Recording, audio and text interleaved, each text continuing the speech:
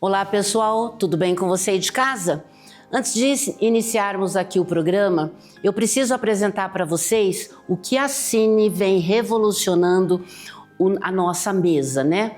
Tá lá, ó, Pique Brasil. Alguém aí já experimentou esse lançamento da Cine Brasil? Gente, há 120 anos ela está conosco. E por que não aproveitar esse novo sabor? Eu vou tomar aqui um golinho.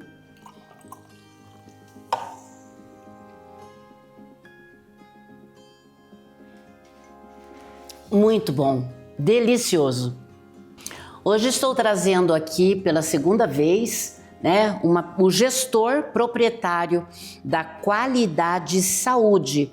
É uma empresa de home care, ela presta assistência domiciliar. Tudo bem, Bruno? Tudo bem, Maria Lúcia? Já faz algum tempinho, né? É verdade, faz algum tempo. E como você está? Como que está a empresa? Como que você está assumindo novos negócios aí com a empresa? Me conta aí. Tá, graças a Deus a gente tem crescido, né? Num ritmo bom, adequado. É claro que a gente tem que lidar com uma série de questões aqui no Brasil, né? Uma série de ajustes, reforma tributária que vai vir, mas graças a Deus as coisas estão correndo bem e a gente tem crescido ano a ano, graças a Deus. Quando a gente fala de um atendimento domiciliar, a gente tem que comentar sobre a família, né? Como que a família procura, o porquê. Hoje as famílias aí estão trabalhando bastante, não tem como ficar em hospital, né? Os hospitais estão com pouco pessoal também e é necessário esse tipo de atendimento. Como uma família chega até você? Bom, normalmente eles entram em contato de várias formas, às vezes via redes sociais, site, e muitas vezes acabam recebendo o encaminhamento de, às vezes, algum profissional de saúde e até boca mesmo a boca. Indicação, né, de amigos, de pessoas que já contrataram, né? Então, normalmente vem por aqueles caminhos mais tradicionais também, né? Na realidade, a preocupação da família é: será que meu familiar vai ser bem atendido? Eu já usei os teus serviços aqui na Casa de Repouso, eu acho bem importante falar sobre isso, por quê? Quando a família necessita, a gente sabe que normalmente é sempre assim, na última hora a doença chega e a gente tem que sair correndo, né? É verdade. E a gente passa o telefone teu e sabemos perfeitamente que você está sempre nos ajudando. Muito obrigado. Qual o serviço da Home Care e quais são esses princípios aí de benefício desse modelo de assistência para os pacientes e as suas famílias? Porque é importante também a família ficar tranquila, né? Com certeza. Na verdade, o home care já começa, né? Ele tem início há várias décadas, né? Passadas, e ele se iniciou a partir do momento que você precisava dar uma continuidade do internamento hospitalar para casa, né? Então, o hospital tinha melhores condições técnicas, mas é uma instituição que é mais frio, não tem a família perto, né? E quando a gente leva a assistência para casa, tendo a pessoa, o acolhimento da família, fica muito melhor. Hoje em dia, o home care é muito mais abrangente, né? Então, a gente tem N profissionais de várias áreas, temos cuidadores, temos enfermagem, fisioterapeutas, fonoterapeutas. Quer dizer, a família pode ficar tranquila que a gente tem toda a assistência. E o home care, ele é uma forma personalizada de dar uma assistência mais humanizada para o familiar. Imagina você receber o acolhimento dentro da sua própria casa, né? Dentro da casa da sua família. Fica muito mais confortável e seguro, né? Com certeza. Você falou aí que tem vários profissionais, né? Mas eu preciso de uma cuidadora às 7 horas da noite. Você consegue levar esse cuidador para dentro de um hospital para fazer esse atendimento? Conseguimos sim. E hoje em dia os hospitais, eles praticamente exigem, né, o acompanhamento de idosos, né? Eles não podem permanecer sozinhos em internação hospitalar. Então nós entramos bastante com essa assistência. E muitas vezes as pessoas, como você falou, acontece de uma hora para outra um problema, né? E a gente, na hora, normalmente consegue solucionar. Nós temos uma equipe grande, então a gente consegue de uma hora para outra o profissional, assim, para fazer o acompanhamento, inclusive hospitalar. Tá, por exemplo, eu sei que você é fisioterapeuta, né? Sim. E se uma pessoa, eu já ia falar morador, e se um paciente teu precisar de fisioterapia, você também oferece esse serviço? Também ofereço. A gente tem a fisioterapia dentro, né, da empresa, uma equipe grande, boa, bastante especializada. Normalmente os clientes sempre estão elogiando, né, os profissionais, são bastante dedicados. E você receber a fisioterapia em casa para auxiliar a manutenção, né, da mobilidade funcional, manutenção da força, equilíbrio, é muito importante, né? Mas além disso, a fisioterapia atua em pré e pós-cirúrgicos, o fisioterapeuta no domicílio vai atuar na prevenção de quedas, fazendo que orientações, é importante, né? Muito importante, acontece muito, infelizmente, né, Maria?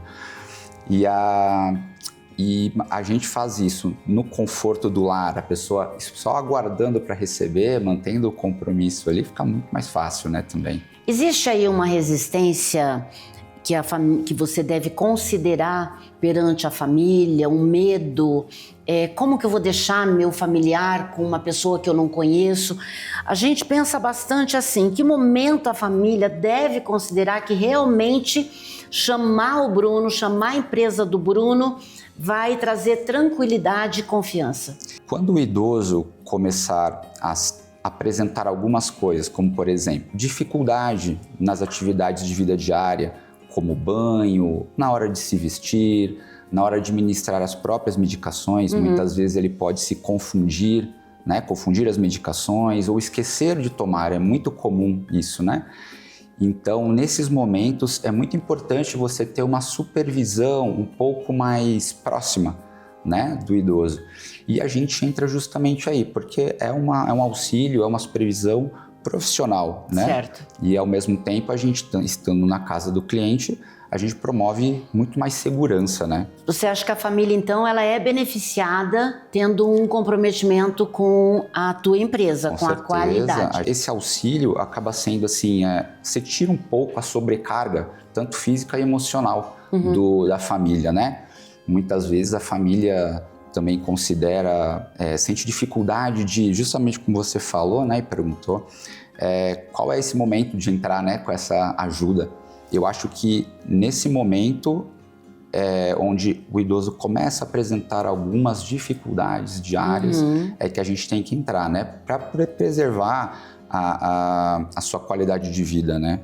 A gente fala muito, eu conheço bastante esse caminho, porque o idoso não gosta que muita gente fica pegando, né? Fica trocando de atendente, fica preocupado quem é aquela pessoa dentro da sua casa, né? Existe vários fatores aí onde o idoso, principalmente o idoso, ele fica impaciente, né? É verdade. E daí, dentro da sua casa, recebendo o atendimento, ele tem um conforto melhor e uma segurança melhor. É verdade, porque já é um ambiente reconhecido por ele. Exato. Né? Ele se sente com certeza muito mais seguro dentro de casa. E a gente sempre procura fidelizar o profissional ao cliente, né? Tem muitas famílias que têm essa dúvida, que tem muitas trocas de profissional e a gente sempre acaba conseguindo, assim, com uma boa fidelização, assim, é muito difícil de ter trocas, assim. Era né? isso que eu ia te perguntar, porque já aconteceu, mas muda muito, amanhã vem outro atendente, aí tem que perguntar, tem que falar tudo de novo, é um trabalhão, Sim. né? É isso que eu ia te perguntar, isso existe muito? Existe bastante dúvida das famílias com relação a isso, e acho que essa é a principal preocupação deles. Eu acho, né? Então a gente costuma ter uma taxa de fidelização bem grande.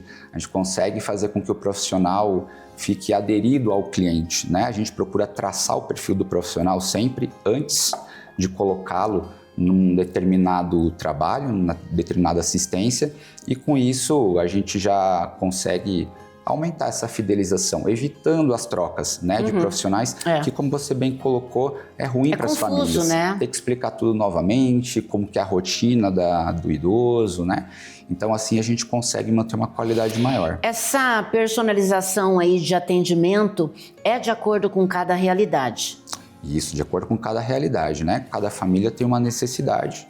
Então, a gente pode tanto fazer a assistência por poucas horas, ou até mesmo somente por um banho, por um curativo, apenas fazer um acompanhamento, uma consulta ou um exame numa clínica médica, até mesmo fazer escalas de 12 horas, diurnas, noturnas e até mesmo 24 horas. Você falou uma coisa bem interessante. As escalas são de 12 em 12 horas, mas se eu precisar que a minha mãe vá até o hospital fazer um atendimento ou simplesmente dar um passeio, sim, vocês fazem 2 horas, 1 hora, sim, 3 horas? Também. Claro que se a pessoa estiver acompanhada por toda essa carga horária, dentro dessa carga horária, é melhor. Lógico, o profissional vai acompanhá-la em qualquer momento. Se ela precisar passear, se ela precisar ir até o mercado, por exemplo, até uma farmácia.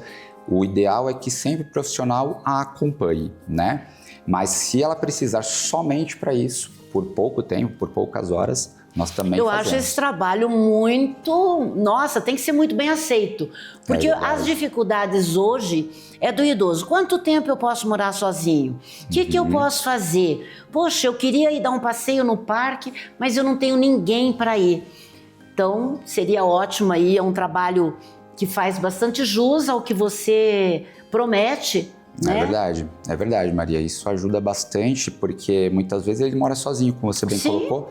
E o profissional, além de auxiliar em todo esse acompanhamento, em todas essas atividades diárias, inclusive nas saídas do próprio domicílio, ele também serve como elo, né, de conexão. Tem autonomia, mas tendo uma pessoa que está ali é melhor, não é não? Exatamente, com certeza. Para pelo menos auxiliar no que for necessário. A gente procura sempre orientar o próprio profissional a deixar com que o idoso faça suas atividades. Sim. Mas quando ele precisar, autonomia dê sempre. Suporte. Aí voltando lá na fisioterapia, vamos falar das quedas, né? Também é um ponto importante estar acompanhado para que não haja esse problema gravíssimo, né? Que é queda no idoso, que leva à morte.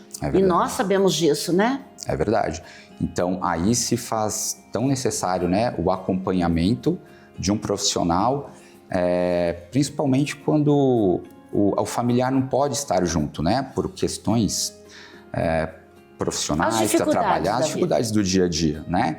Então, é muito importante ter alguém ali do lado, fazendo o acompanhamento. E aí também, né, como a gente já bem citou, entra a fisioterapia também, né? Para auxiliar a manter a função, né? Eu acho engraçado que a gente vai aprendendo com o decorrer dos anos e se qualificando cada vez mais. E a gente percebe que muitas coisas ainda precisam ser faladas, ditas, porque o trabalho da Home Care é um trabalho que vai ser muito bem-vindo, está sendo muito bem-vindo e visto diferentemente do que era algum tempo atrás. Porque nosso país está envelhecendo. Com certeza, Maria. Invertemos, né? A população hoje está muito... A gente tem um acesso maior à saúde, né? Acesso maior à informação. Aí eu vejo as pessoas têm procurado se cuidar mais, né? Sim. Vê hoje as academias lotadas, então as pessoas estão tentando prevenir. Mais interesse em ficar melhor, cada dia melhor. Então a gente alcança uma idade normalmente bem maior. A nossa perspectiva de vida é muito maior hoje, né? Isso é importante, hein? Olha, que isso aí daqui... Eu vou dizer uma coisa pra você, nem é profecia, hein, gente? Mas não vai demorar 10 anos, nós vamos ter o dobro de pessoas idosas no Brasil do que a gente está tendo hoje. Eu acredito nisso, né? também. Então a qualidade de vida também está dentro de um processo como o seu, para que a gente possa ter qualidade, que a gente possa confiar, né? Eu mesmo sou uma, se eu precisar ir passear em algum lugar e eu tiver medo, eu garanto para você que eu chamo você. Ah, muito obrigado, estaremos sempre prontos. Eu acho importante, sim. O Bruno, tem algum caso assim que marcou e dentro desse tempo que você já tem a tua empresa e que você pensou, e agora? Aquelas coisas iniciais que a gente pensa assim, isso nunca vai acontecer comigo. Pode contar pra gente? A gente sempre passa por algumas surpresas, né? Surpresas boas, às vezes não tão boas, mas existem... eu acho que o mais interessante é aquele vínculo que a gente faz com a família, né? A gente poder se sentir útil, né? Nessa prestação do serviço, a família recebe um acolhimento também por parte da própria empresa, né? Através das orientações. E tem casos bem bacanas, assim. Infelizmente, claro, a gente trabalha com um público que muitas vezes está, por exemplo, em cuidados paliativos. Né? Mas a família fica tão grata pela ajuda que a gente dá naqueles momentos finais, né? do seu familiar. E isso sempre marca muito a gente, né? Porque a gente se solidariza muito com a família. Isso é bem bacana. E é interessante, né? A gente sempre se preocupa com um ponto, mas existem outros. É verdade. Você não pode esquecer de nada, né? É verdade. De nada. Bruno, antes que a gente fale mais alguma coisa aí sobre a tua empresa, eu não posso deixar você sair daqui e também te agradecer porque você é coautor do meu livro, Maturidade. Tudo isso que nós falamos aqui vai estar lá no livro. É isso? Como você recebeu esse convite para participar do livro Maturidade e seus convidados, né? E o que isso vai beneficiar também as pessoas que estão assistindo, ouvindo e querendo ler mais alguma coisa que o Bruno tenha a falar sobre a sua empresa, sobre o seu trabalho. Eu achei interessantíssimo a ideia e logo de cara eu topei porque eu acho cada vez mais, sempre que a gente pode divulgar histórias e um trabalho como o seu, um trabalho, divulgar o quanto é importante a gente estar próximo do idoso, né? Essas histórias que a gente ouve sempre, né? No nosso dia a dia, faz parte do meu dia a dia, do seu dia a dia, né? Exatamente. Então, ter um material super bacana, feito com um super cuidado, né? Na realidade, por vocês. Puxa vida. Eu não poderia fazer um livro se eu não tivesse meus convidados. Pensa bem, a maturidade hoje a gente pensa assim, só fala de cabelo branco, grisalhos, doenças, mas a gente precisa chamar essa população mais jovens para ler, para entender qual é o serviço que nós estamos prestando, né? Porque vão ser daqui a pouco os idosos que estão precisando. E todo esse carinho que eu tenho recebido de vocês é muito importante para o lançamento. Não esquecendo que dia 29 de julho, né? Sim. Nós estamos aí lançando o nosso livro. É verdade, estaremos juntos. Estaremos juntos. Bruno, você tem um minutinho aí para falar alguma coisa para o meu público? A câmera está aqui. Eu agradeço, gostaria muito de agradecer por essa oportunidade, por falar um pouco mais sobre o nosso dia a dia, sobre esse assunto que é tão importante, como você bem falou agora na hora da questão do livro, né? Os jovens chegarão lá, pelo menos a gente quer. A gente espera isso. Espera que eles cheguem, né? Então é muito importante desde já ter contato com isso, né? E eu acredito que toda família tem pessoas idosas e tomara que tenham mesmo, porque eles são tão maravilhosos, né? Na convivência, no dia a dia, as histórias que eles contam, né? É muito gostoso estar próximo deles. Eu fico muito feliz e você aí de casa, não esquece, a gente vai falar aqui mais vezes sobre o lançamento do livro, vamos colocar aonde vai ser, onde você vai poder encontrar para adquirir esse livro. O livro é não só meu, mas é um livro dos meus convidados, pessoas que participaram do meu programa. E eu espero você no próximo programa aqui pela Rede TV Paraná.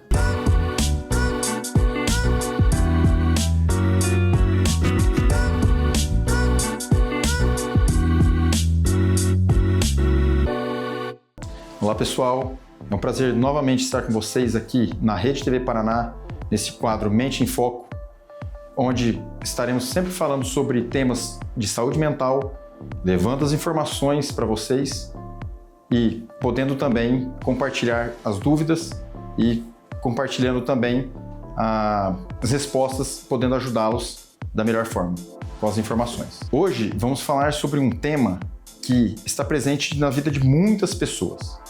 no consultório médico, psiquiátrico, no meu caso, onde o uso do álcool para se aliviar as emoções. Temos que pensar sobre isso não pelo fato do uso do álcool e julgá-los pelo uso, mas sim o que está por trás disso, o que leva a pessoa a usar o álcool em determinadas circunstâncias. E acredito que na vida de vocês tenham também situações que ou você tenha vivido isso, ou algum familiar, alguma pessoa do teu trabalho que fale, não vejo a hora de ir para casa ou sair do trabalho e usar o álcool para relaxar, estou muito estressado. Ou, não vejo a hora de sair daqui, estou muito ansioso, meu pensamento não para, preciso relaxar um pouco, preciso tomar uma para isso, né? Que é o linguajar que a gente ouve muito, né, nos consultórios de muitos pacientes que trazem essas informações para a gente. Ou também situações onde a pessoa se sente bastante ansiosa, com sintomas físicos e também acaba usando o álcool para tentar aliviar, naquele momento, a tua emoção que não está sendo muito bem gerenciada. Visto isso, o uso do álcool, hoje a gente não tem uma dose segura para o uso do álcool. E também não estamos aqui para julgá-lo por estar usando o álcool, mas sim o que motiva você usar o álcool. Isso é muito fundamental pelo fato de que as pessoas podem ter transtornos ansiosos de base, transtornos depressivos, quadros de transtorno bipolar, né, quadros de TDAH, que muitas vezes estão por trás desse uso abusivo do álcool ou mesmo como fonte de alívio dos sintomas, das emoções que nós estamos falando.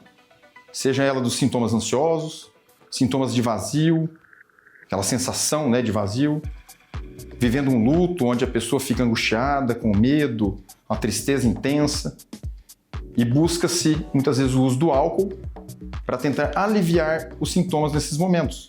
E muitas vezes que você usa o álcool como motivador para aliviar os sintomas, não só está muitas vezes mascarando um transtorno de base que poderia estar sendo tratado, e também um risco da dependência química do álcool.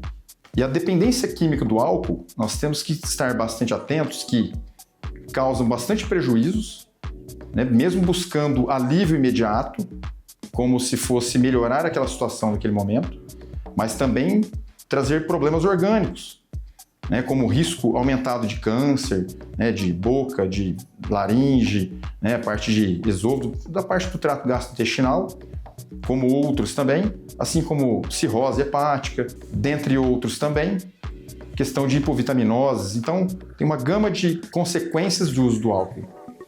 E pensando no uso do álcool como um medicamento, entre aspas, né, que a gente pode estar falando assim, como alívio dos sintomas, isso pode estar, como a gente falou anteriormente, estar mascarando problemas psiquiátricos de base. Então, muitas vezes, essa questão de sentir-se ansioso, ter culpa por ter bebido, tentar diminuir a quantidade de álcool e não estar conseguindo adequadamente, né? Usar cada vez mais quantidade para proporcionar aquele mesmo efeito do álcool que te proporcionava antes, que era o quê? Para diminuir tua ansiedade daquele momento, diminuir a irritabilidade, ou mesmo para buscar um ajuste do sono. E o problema sobre isso é que o uso do álcool, nesses casos em relação a minimizar os seus danos emocionais, os casos ansiosos de irritabilidade eles podem piorar no dia seguinte ou depois do uso, ficar disfórico, né? A pessoa ficar com irritabilidade excessiva, mais expansiva, mais impulsiva e piorar o quadro que tentava se aliviar antes. Assim como também, em casos de insônia, muitas pessoas chegam e falam assim, doutor, eu não consigo dormir, mas eu uso álcool e me relaxa. Só que, perguntando para o paciente se aquilo é um sono reparador, ele não tem um sono que descansa. Porque o álcool ele acaba alterando as fases do sono. E acaba não sendo um sono que repara, que vai te causar benefício. Pelo contrário, vai acabar mascarando um problema de base que você poderia estar tratando, procurando um psiquiatra, um psicólogo, para estar avaliando tanto a questão da dependência química, que é do álcool, como também se há algum problema de base que faça com que você tenha uma propensão maior ao uso do álcool, assim como também problemas que podem piorar com o uso do álcool, né? Assim como quadros depressivos, né? Os transtornos depressivos, transtornos ansiosos, transtornos bipolares, que acabam sendo gatilho para piora do quadro, para instabilidade do quadro, e assim você perdendo a janela de oportunidade de tratamento desses transtornos. Usar o álcool para aliviar momentaneamente essa questão dos sintomas que nós temos, que é muito frequente no consultório, sendo questionado se usam álcool ou não, mas não como forma do psiquiatra perguntar sobre como julgamento, de julgar se você usa o álcool ou não, mas para entender o que motiva a se usar o álcool. O que faz você procurar o álcool? E aquela quantidade? Eu preciso sair de casa, eu preciso usar o álcool para socializar melhor. Eu preciso usar o álcool porque eu fico mais calmo naquele momento, porque eu estou estressado no pós-trabalho, chego em casa estressado para encontrar com a família e eu preciso do álcool para ficar relaxado. Então tudo isso acaba sendo, de certa forma, gerando um impacto muito significativo na saúde mental. E nós termos a consciência de que estou perdendo o controle sobre o uso do álcool e sim que eu necessito dele para aliviar minhas emoções, faz com que essa percepção faça você buscar um profissional, não necessariamente quando você está em um momento grave, um quadro de depressão grave, uma dependência do álcool grave, mas em fases iniciais, porque a consequência do uso do álcool, até mesmo as consequências, sejam elas psíquicas, sejam orgânicas, não estejam muito agravadas com esse comportamento. Então, o que é muito importante entender que nós da área da saúde mental, o psiquiatra, o psicólogo, todos que estão englobados nessa questão do tratamento, é muito importante que não haja julgamento, e sim um acolhimento dessa pessoa para entender o que motiva a usar e o que nós temos de base que podemos tratar isso. E, consequentemente, teremos aí uma melhor qualidade de vida, porque se nós estamos usando o álcool como uma muleta, algo deve ser alertado para si mesmo. Porque se fosse dessa maneira, todas as pessoas usariam o álcool para se aliviar, mas não é o caso. Então é muito importante esses alertas que estou usando bebida excessivamente para aliviar os sintomas, sentir culpa por não conseguir controlar o uso de álcool, ficar com irritabilidade, impulsividade aumentada, e ter que usar cada vez maior quantidade de álcool para obter o mesmo resultado que você buscava. Então, visto isso, não deixe de buscar ajuda. Em algum local que você se sinta acolhido, que você não seja julgado e que dessa maneira nós possamos ajudá-lo de uma forma que traga benefícios para você, tanto psíquicos como também orgânicos futuramente. Então, venho aqui finalizando com vocês mais um quadro do Mente em Foco aqui na Rede TV e espero poder ter ajudado com essas informações e que se você tenha necessidade de buscar ajuda, não perca essa oportunidade, pois você pode estar se ajudando e também ajudando pessoas que você conhece. Então fico por aqui, até a próxima, vejo vocês no próximo programa.